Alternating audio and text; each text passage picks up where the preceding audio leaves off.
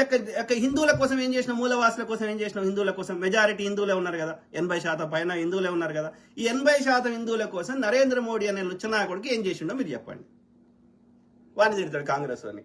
వాడు 3 రూపాయలకి డీజిల్ మీద ట్యాక్స్ తీసుకుంటే నువ్వు 33 రూపాయలు చేస్తే అదనంగా పెంచినావు కదా 10 రెట్లు. ఆ 10 రెట్లు ఎవడు కడుతుండు? గొర్రెబిడ్డ కడుతుండా లేకపోతే హిందువు కడుతుండా? వాడు 9 రూపాయలు ట్యాక్స్ తీసుకుంటే పెట్రోల్ మీద, దాన్ని నువ్వు 33 రూపాయలు చేసినావు కదా, అదనంగా పెంచిన ట్యాక్స్ ఎవడు కడుతున్నాడు? డాక్టర్ మన్మోహన్ సింగ్ గారు యూపీఏ హయాంలో 18% జీఎస్టీ మాక్సిమం తీసుకుంటా అంటే నువ్వు 28% చేసినావు కదా, అదనంగా 10% ఎవడు కడుతున్నాడు? మెజారిటీ హిందువులు ఉన్నప్పుడు హిందువులే కదా, మరి హిందువులనే కదా నువ్వు సంకనాకిస్తుంది.